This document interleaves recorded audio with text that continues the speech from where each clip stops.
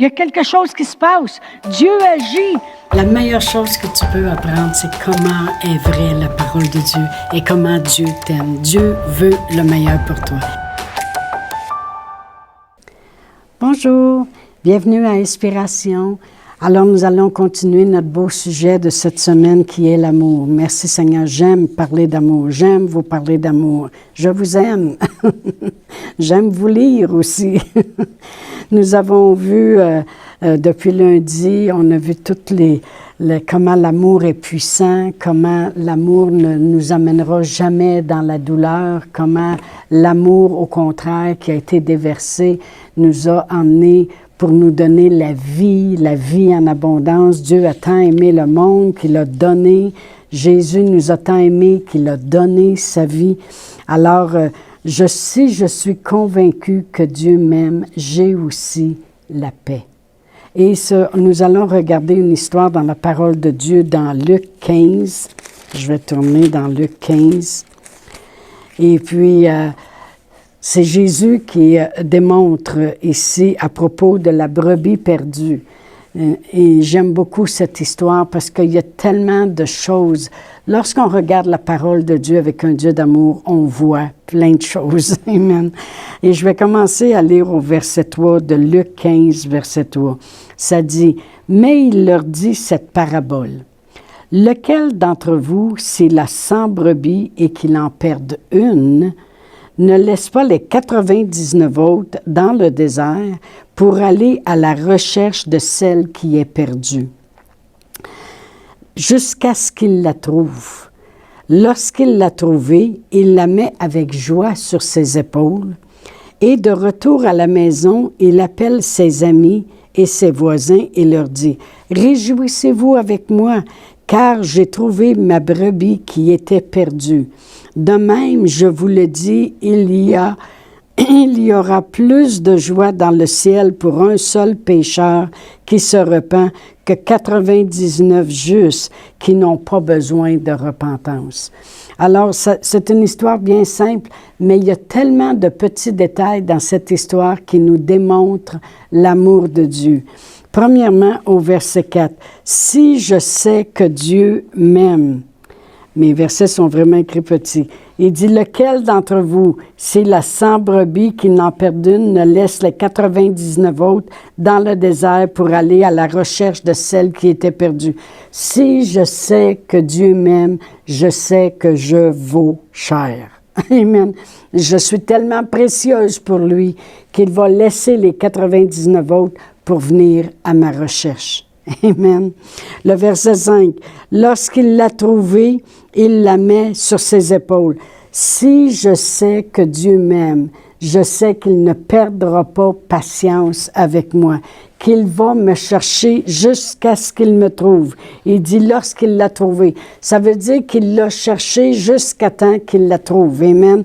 Eh bien, il n'abandonnera pas sur moi. La parole de Dieu dit que Dieu ne nous abandonnera jamais, ne nous délaissera jamais. Alors, si je sais que Dieu m'aime, je sais qu'il va me chercher jusqu'à ce qu'il me trouve. Des fois, les gens pensent, « Ah, Dieu, il doit m'avoir oublié. » Oubliez ça. C'est vous qui devriez oublier ça. Amen. Il y a tellement de preuves dans la parole de Dieu qui nous démontrent même lorsque David devait être oint pour devenir roi et que le prophète Samuel était arrivé puis avait dit à Isaïe, « Amène tous tes garçons parce qu'il y en a un d'entre eux qui doit devenir roi. » David, lui, était laissé dans le champ parce que c'était le plus jeune puis le père, il ne croyait pas que ça devait être lui. Mais lorsque Samuel regardait tous les garçons, il a dit, « Non, je ne comprends pas parce qu'il n'y en a pas aucun d'eux. » Il dit, « T'es sûr que tu n'as pas un autre fils en quelque part? » Dieu, lui, il le voyait dans le champ. Et ils sont allés chercher David. Dieu ne nous abandonnera jamais. Et il a été oint roi.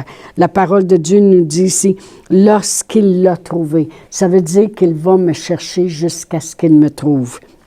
La parole de Dieu dit, « Il la met avec joie sur ses épaules. » Si je sais que Dieu m'aime, je sais que Dieu va m'élever. il va m'élever plus haut. Dieu ne va pas nous abaisser. Souvent, on avait, à cause de la religion, les gens nous disaient, « Ah, Dieu, là, je te dis qu'il n'est pas content de toi, puis s'il pourrait t'écraser, il t'écraserait. » Non. Dieu nous aime. Dieu, il veut nous chercher jusqu'à temps qu'il nous trouve. Et lorsqu'il nous l'a trouvé, ça dit qu'il prend la brebis puis il la met sur ses épaules. Autrement dit, il lui donne du repos. Quelle place merveilleuse d'être à la chaleur sur les épaules de son maître. Et il l'a élevé, il n'a pas dit, « Bon, ben là, regarde où ce que tu es rendu. » Premièrement, vous savez qu'un mouton, c'est plein de laine. Alors, s'il était perdu dans le bois, eh bien, il s'est accroché après des branches, s'il a trébuché, toutes les choses.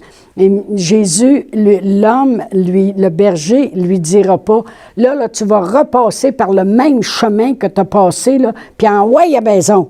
Non, non.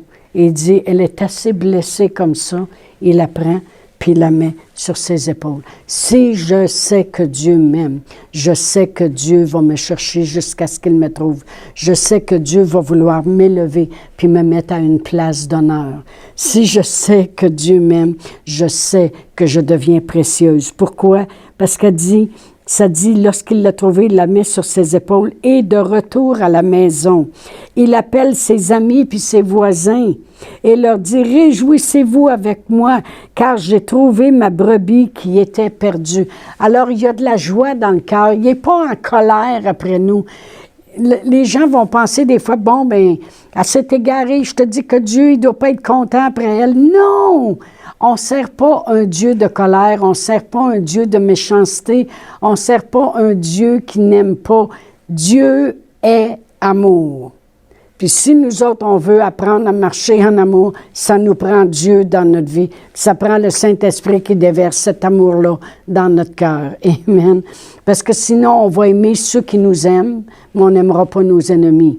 On va aimer ceux qui sont gentils avec nous, mais on n'aimera pas celui qui ne nous a pas bien servi au restaurant. Comprenez-vous ce que je veux dire? Ça prend l'amour de Dieu pour passer par-dessus. Mais ici, on peut voir qu'il a pris la brebis, puis il l'a pris avec amour, puis il l'a mis sur ses épaules. C'est une place de sécurité. Enfin, elle peut voir où ce qu'elle est rendue. Enfin, elle peut voir ce que lui voit. Si lui voit de loin la belle prairie pour la ramener, elle aussi, maintenant, elle peut voir où ce qu'elle s'en va. Amen. Puis lorsqu'il est revenu à la maison, il la met là, puis là, il appelle tout le monde, puis il démontre comment il est content, puis comment elle est précieuse à ses yeux. Amen. David était un homme qui connaissait le cœur de Dieu. Et dans le psaume 17, verset 8, la parole de Dieu nous dit que David, lorsqu'il prie, dit « Garde-moi comme la prunelle de tes yeux. Cache-moi bien à l'abri de tes ailes. » Alors vraiment, moi je connais le psaume 91 par cœur qui « J'habite sous l'abri du Très-Haut, je repose à l'ombre du Tout-Puissant. » Mais voyez-vous, c'est important de connaître ce que la parole de Dieu dit, puis de voir ce Dieu d'amour. David, il disait, « Garde-moi comme la prunelle de tes yeux. » Qui va aller faire par exprès pour briser la prunelle de leurs yeux? Amen. Alors, il sait qu'il est gardé par Dieu comme la prunelle des yeux de Dieu et il peut être sous ses ailes, à l'abri sous ses ailes. Si je suis convaincu que Dieu m'aime, j'ai la paix. Et comme je vous ai dit dans d'autres capsules, mon mari a souvent parti, mais j'avais cette paix qui pouvait demeurer sur moi. J'avais cette puissance qui pouvait m'aider à continuer. Amen. À persévérer. J'étais capable de continuer malgré que c'était pour moi dévastateur qu'est-ce qui était devant moi. Amen. La paix de Dieu, là, c'est une paix extraordinaire. Et je vais vous expliquer pourquoi. Je vais aller dans Philippiens 4, puis je vais vous lire le verset 6 et 7. La parole de Dieu nous dit, « Ne vous inquiétez de rien, mais en toute chose, faites connaître vos besoins à Dieu par des prières, des supplications, puis des actions de grâce. Et la paix de Dieu, qui surpasse ton intelligence, va garder ton cœur puis tes pensées en Jésus. » Voyez-vous, la Bible a dit, arrêtez de vous inquiéter. Faites connaître à Dieu vos besoins. Savez-vous que si vous faites connaître vos besoins à Dieu, vous n'aurez pas besoin de les faire connaître à tout le monde alentour de vous? Il y en a qui s'amusent sur le téléphone ou qui vont prendre des cafés à toutes les 5 minutes pour faire connaître tous leurs besoins à quelqu'un. Tu savais, moi, ça va assez mal. Puis si tu savais, moi, en tout cas, j'ai besoin de ci, puis j'ai besoin de ça. La Bible dit, sais-tu quoi? Fais-les connaître à Dieu. C'est la meilleure personne pour faire connaître tes besoins. Fais connaître tes besoins à Dieu. Comment? Par des prières, par des supplications, puis avec des actions de grâce, en le remerciant, parce que tu sais qu'il va prendre soin. Puis la Bible a dit, il va se passer quelque chose. C'est que la paix de Dieu qui surpasse ton intelligence. Vous savez, le plus grand combat qu'on peut avoir, c'est toujours, on dit toujours entre les deux oreilles, c'est toujours notre intelligence. C'est là que le combat est. C'est là que les idées viennent. Je ne sais pas s'ils t'aiment, je ne sais pas s'ils veulent te garder, je ne sais pas si tu vas réussir, je ne sais pas si tu es capable. Tout le combat est toujours là. Mais la parole de Dieu nous dit que la paix de Dieu, elle va surpasser ton intelligence, puis elle va prendre soin de ton intelligence, puis elle va garder ton cœur puis tes pensées en Jésus. Pourquoi? Parce que c'est lui qui est amour. C'est lui qui amène la paix. Parce que c'est lui qui produit la puissance. Amen. Le champ de bataille est là, puis Dieu le savait. Dieu dit, fais connaître tes besoins, puis tu vas voir que ma paix va venir. Je vais terminer avec Jean 14. La parole de Dieu nous dit, au verset 27 dans Jean 14, Jésus a dit, « Je vous laisse ma paix, je vous donne ma paix. Je ne donne pas comme le monde donne, que votre cœur ne se trouble point et ne s'alarme point. » La paix qu'il nous donne n'est pas comme la celle du monde.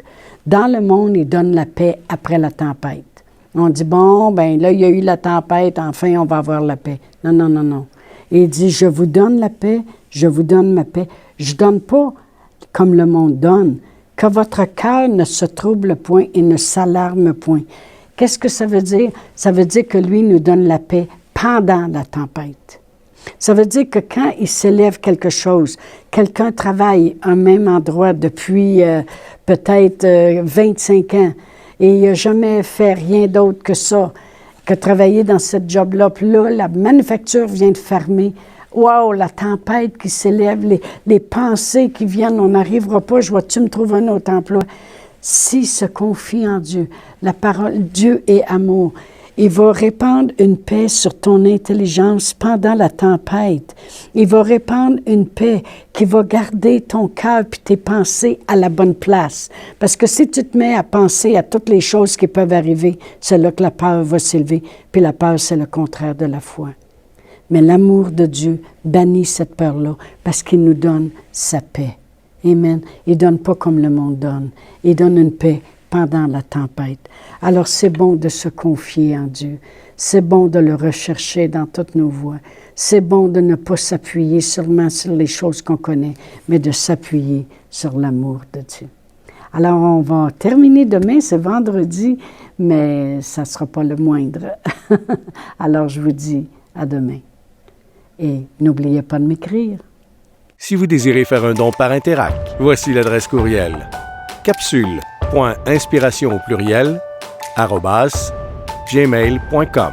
Le mot de passe est inspiration au pluriel. Vous pouvez aussi faire un don par www.eslr.org/dons.